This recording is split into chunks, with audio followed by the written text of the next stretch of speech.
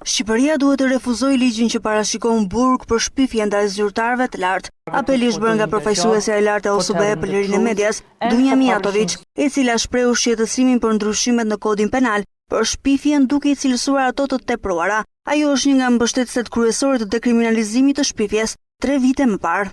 Shqipëria duhet ta hedhë poshtë projekt ligjin që parashikon burgim për shpifje ndaj zyrtarëve publik. Institucionet dhe zyrtarët publik nuk duhet të gëzojnë mbrojtje shtesë ndaj deklaratave kritike. Përkundrazi ata duhet të tolerojnë një shkallë më të lartë kritike si qytetarët e zakonshëm. Dëshkimet kriminale për shpifjen janë të tepruara dhe duhet të zëvendësohen nga përmirësimet civile apo administrative ligjore, të cilat duhet të jenë efektive dhe të përshtatshme. Edhe avokati i popullit në intervistë për Ora News shpreh shqetësimin se ky neni propozuar rrezikon të kthehet në një censur për median.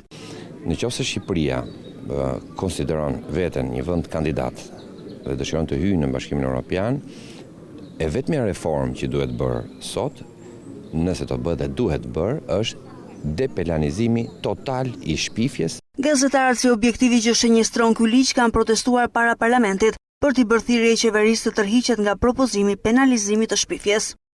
Ne do të reagojmë deri sa të zyrtarizohet tërheqja e këtij neni dhe ne reagojmë fuqimisht se kalimi i një neni të tillë sjell pasoja të rënda dhe tepër të rrezikshme për lirinë e shprehjes, për lirinë e medias dhe për lirinë e gazetarit në Republikën e Shqipërisë.